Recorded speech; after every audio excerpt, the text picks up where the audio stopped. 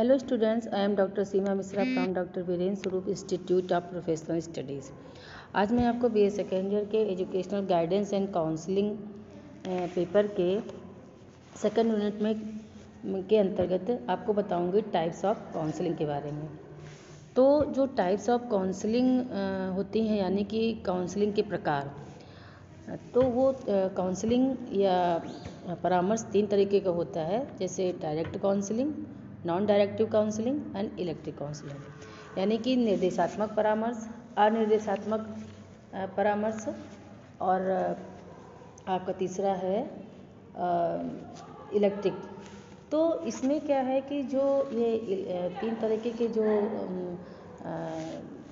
परामर्श हैं, electric means समन्वित परामर्श यानी कि दोनों को जो मिला के, जैसे कि नाम से आपको लग रहा है समन्वित, यानी कि जिसमें कि दोनों के गुण होते हैं। तो अब हम सबसे पहले इस टाइप्स ऑफ काउंसलिंग के अंतर्गत जानेंगे सबसे पहले डायरेक्टिव काउंसलिंग के बारे में, यानी कि निर्देशात्मक परामर्श के बारे में। तो it is also known as perspective, informative और काउंसलर सेंटर्ड काउंसलिंग, यानी कि इसे जो है परपेज, सूचनात्मक या फिर सलाहकार केंद्रित परामर्श के रूप में भी जाना जाता है। जैसा कि आपको नाम से लग रहा होगा कि डायरेक्टिव काउंसलिंग या निर्देशात्मक परामर्श, इसमें क्या होता है कि मेन जो रोल होता है वो काउंसलर का होता है। यानी कि इसमें जैसे कि नाम से है डायरेक्टिव, यानी कि वो डायरेक्ट करता है काउंसलिंग को काउंसलर, यानी कि जो भी वो काउंसलर कहता है काउंसलिंग को करने के लिए वो काउंसलिंग करता है। या जो ये डायरेक्टिव काउंसलिंग है या जो निर्देशात्मक परामर्श है, इसके जो मेन प्रवर्तक थे, यानी कि जो इसके जिसने इसको स्टार्ट किया वो थे E.G. विलियमसन। तो ये जो है यही इसके प्रवर्तक हैं, E.G. विलियमसन। ये जो है अगर देखा जाए तो ये जो मेथड होता है ये डायरेक्टिव काउंसलिंग का या निर्देशात्मक परामर्श का, ये जो मेथड है, ये जो विधि है वो परंपरागत है और बहुत ज़्यादा प्रचलित भी है। ये इसमें क्या है कि जो ये जो डायरेक्टिव काउंसलिंग है या निर्देशात्मक परामर्श है, उसको जो काउंसलर है उसको कभी कभी काउंसलर सेंटर्ड काउंसलिंग भी इसको कहा जाता है, या फिर इसको कभी कभी देखा गया है कि पर्सपेक्टिव काउंसलिंग के नाम से भी ये जाना जाता है। तो डायरेक्टिव जो काउंसलर के डायरेक्टिव काउंसलिंग के अंतर्गत जो काउंसलिंग होती है उसका मेन जो रिस्पॉन्सिबिलिटी होती है, विशिष्ट रूप से जो ट्रेंड एक जो पर्सन होता है उसी का उत्तरदायित्व होता है, उसी की रिस्पॉन्सिबिलिटी होती है कि वही डायरेक्टिव काउंसलिंग कर सकता है, जिसे क्या कहते हैं काउंसलर भी कहा जाता है जो करता है। तो जो काउंसलर होता है वो क्लाइंट की या सेवार्थी की जो प्रॉब्लम्स होती हैं उसके सॉल्यूशन के लिए एक सही, एक राइट जो डायरेक्शन होता है, एक राइट साइड होती है या दिशा की ओर क्या करता है, उसको अग्रसित होने के लिए एक सजेशन देता है, प्रदान करता है कि भाई सही दिशा में हो जाए। और जो ये काउंसलिंग की जो पूरी होल जो प्रोसेस होती है उसमें वह एक काउंसलर जो होता है वो एक मतलब बेस के समान या धुरी जिसको कह सकते हैं, धुरी के समान एक्टिव रहता है, क्रियाशील रहता है। यही कारण होता है कि जो गाइडेंस है इस तरीके की जो डायरेक्टिव काउंसलिंग है उसको काउंसलर को सेंटर्ड काउंसलर भी या सेंटर्ड काउंसलिंग भी कहा जाता है, क्योंकि ये परामर्शदाता केंद्रित होती है, इसलिए इसको सेंटर्ड काउंसलिंग भी कहा जाता है। तो जो निर्देशात्मक परामर्श में क्या होता है कि कुछ जैसे क्वेश्चनर हैं या जो इंटरव्यू जो मेथड होता है उसका यूज़ किया जाता है। तो एक तरह से देखा जाए तो ये जो डायरेक्टिव जो काउंसलिंग है वो एक मतलब बहुत इंटेलेक्चुअल प्रोसेस होता है, क्योंकि इसमें जो प्रॉब्लम के जो सॉल्यूशन है उसकी अवस्था के मीडियम से ही जो है काउंसलिंग का को वो किया जाता है, मतलब प्रयोजन किया जाता है, उसका बनाई जाती है वो कि हाँ किस तरह से इसको होना है। तो ये जो डायरेक्टिव काउंसलिंग है इसमें मेन आपको ध्यान में रखना है कि आपको कि इसमें ये काउंसलर बेस होती है, इसमें काउंसलर जो होता है वो सेंटर होता है वो, और जो काउंसलर कहता है काउंसलिंग को वही करना पड़ता है। तो अब हम इसमें जानेंगे कि जो ये डायरेक्टिव काउंसलिंग है या जो निर्देशात्मक परामर्श है उसकी क्या विशेषताएं होती हैं। तो सबसे पहले इसमें एक खास बात होती है कि counsellor plays a major role in this process, यानी कि इस प्रक्रिया में काउंसलर जो है, ये हम पहले बता चुके हैं कि आपको मेन भूमिका जो है, मेन रोल है वो डायरेक्टिव काउंसलिंग में काउंसलर का होता है। सेकंड इज है कि counsellor gives advice to the student. क्या है कि जो काउंसलर है वो एक सलाहकार के रूप में, एक हेल्पर के रूप में काम करता है और स्टूडेंट्स को एडवाइस देता है या उसकी हेल्प करता है उसके जो प्रॉब्लम है उसमें। नेक्स्ट है कि counsellor ideas to the situation, यानी कि जो परामर्शदाता है वो सिचुएशन को कंट्रोल करता है, उसको नियंत्रित करता है। जो भी सिचुएशन होती है उसमें काम काउंसलिंग का नहीं होता है, उसमें काउंसलर का ही होता है। नेक्स्ट है कि जो counsellor talks most of the time, यानी कि जो काउंसलर है ज़्यादातर समय बात करता है, यानी कि जो अधिकतर जो इस तरह की काउंसलिंग होती है डायरेक्टिव काउंसलिंग, तो उसमें अधिकतर काउंसलर ही बोलता है स्टूडेंट्स के सामने, या जो भी पर्सन प्रॉब्लम के लिए लेके गया है तो अधिकतर वो काउंसलर ही उसमें कम्युनिकेशन करता है, उसमें बातचीत करता है, उसमें टॉकिंग करता है। The problem and not the individual in the focus. इसमें क्या होता है कि इसमें जो इस तरह की काउंसलिंग होती है, यानी कि जो डायरेक्टिव काउंसलिंग होती है या निर्देशात्मक जो परामर्श होता है, उसमें फोकस जो होता है, मेन जो हाईलाइट है वो जो व्यक्ति गया या जो काउंसलिंग है उस पर नहीं होता है, उसकी प्रॉब्लम पे हाईलाइट होता है कि उसकी समस्या कौन सी है। तो ये भी आपको ध्यान रखना है। The functions of student is to cooperate with counsellor in the whole process, यानी कि जो एक छात्र का जो कार्य होता है वो परामर्शदाता के साथ संचालन करना, यानी कि उसमें स्टूडेंट्स का या जो काउंसलिंग गया उसका कोई रोल नहीं होता है। बस खाली क्या होता है, जो काउंसलर कहता है वो करता जाता है और उसको मतलब कोऑपरेट करता है, किसको, काउंसलर को कोऑपरेट करता है कि जो वो काउंसलिंग कर रहा है। इसके बाद है कि he works under counsellor not with him. परामर्शदाता आधिकारिक व्यक्ति है जो निर्णय देता है, यानी कि इसमें क्या होता है, इस तरह की काउंसलिंग में जो काउंसलर होता है वो एक अधिकार के रूप में जो क्लाइंट है उसको एक डिसीजन बताता है कि भाई ये ज़्यादा सही रहेगा तुम्हें करने के लिए, ये सोल्यूशन तुम्हारा है। नेक्स्ट है कि जो counsellor is authoritative person who gives judgement, यानी कि जो काउंसलर होता है वो एक अधिकार रखता है उसके ऊपर कि वो क्या निर्णय ले। इसके बाद आता है कि directive counselling give more importance in intellectual rather than to emotional aspect of individual's personality, यानी कि निर्देशक परामर्श व्यक्तित्व के भावनात्मक पहलू के बजाय बौद्धिक को अधिक महत्व देता है। यानी कि जो डायरेक्टिव काउंसलिंग होती है या निर्देशात्मक परामर्श जो होता है उसमें जो काउंसलर है वो जो क्लाइंट आया है या जो काउंसली आया है या जो भी सेवार्थी आया है उसकी पर्सनालिटी के जो इमोशनल एक एस्पेक्ट होता है, एक जो उसका भावनात्मक पहलू होता है, उसकी बजाय वो क्या करता है, वो इंटेलेक्चुअल जो उसका जो लेवल है या इंटेलेक्चुअल जो पार्ट है उसको ज़्यादा इंपॉर्टेंस देता है। तो ये विशेषताएं थी आपके डायरेक्टिव काउंसलिंग की।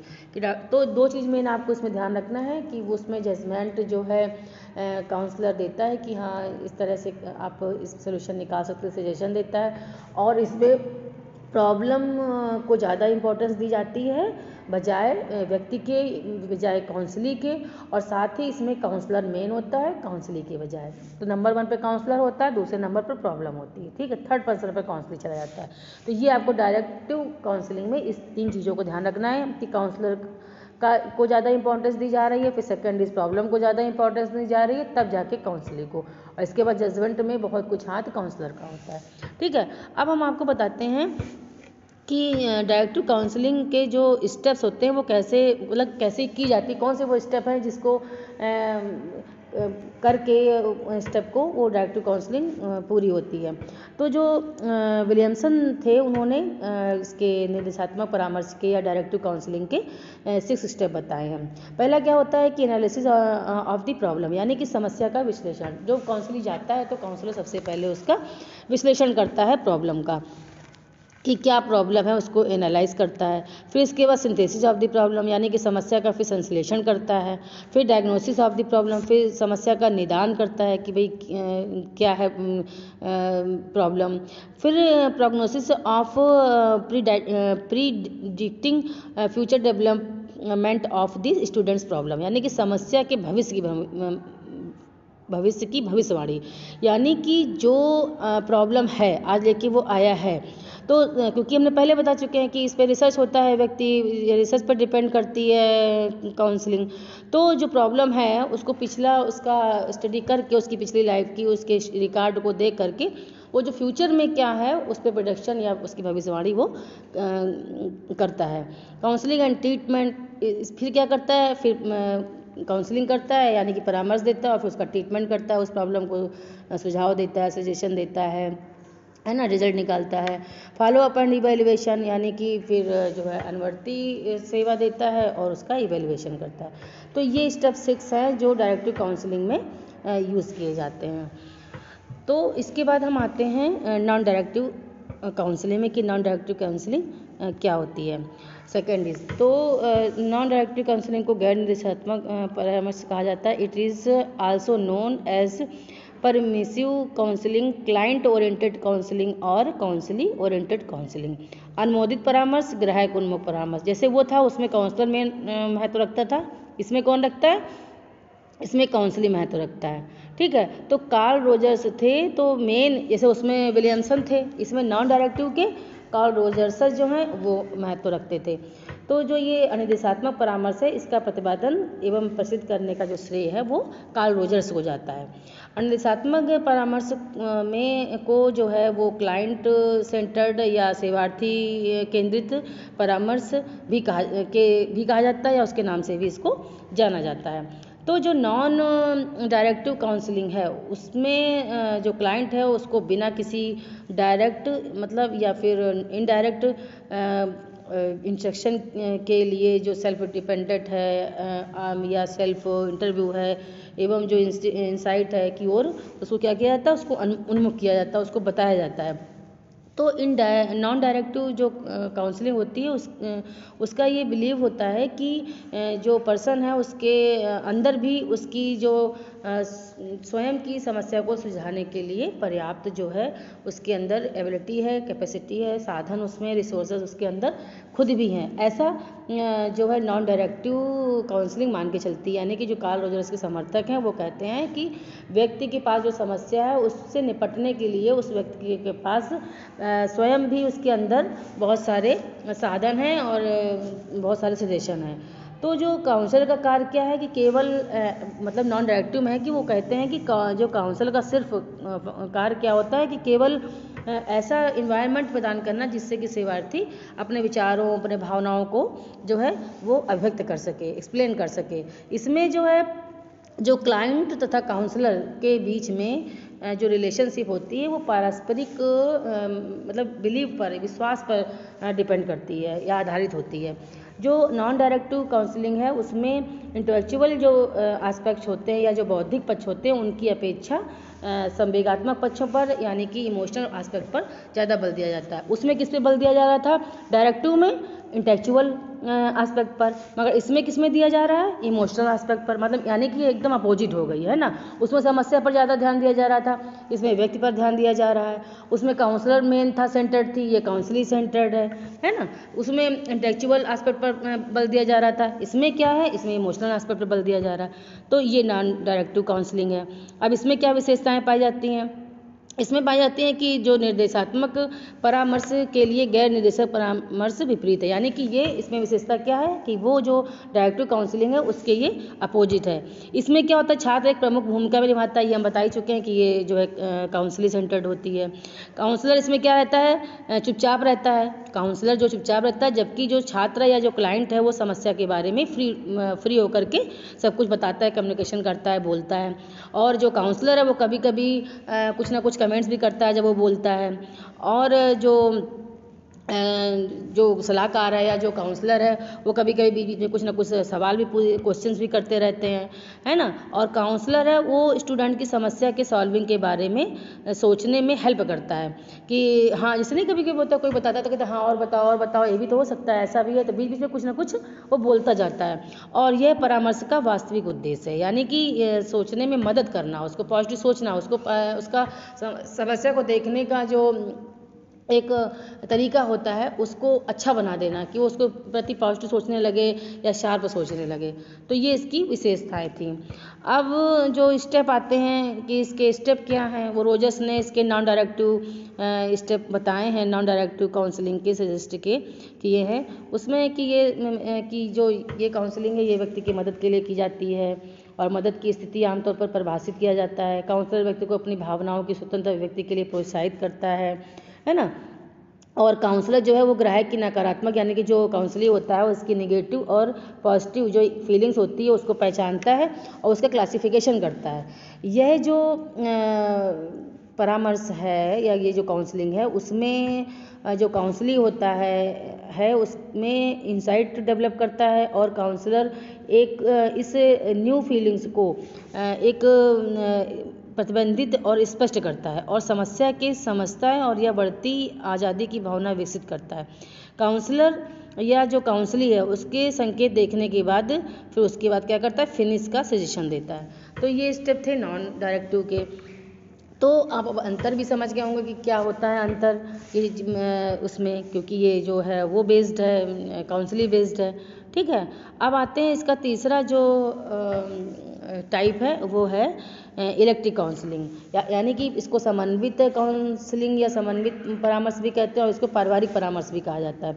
Elective counselling is the combination and synthesis of the directive and non directive counselling, यानी कि दोनों का ये मिला जुला जो है वो रूप है और या निर्देश और निर्देशन का संश्लेषण है।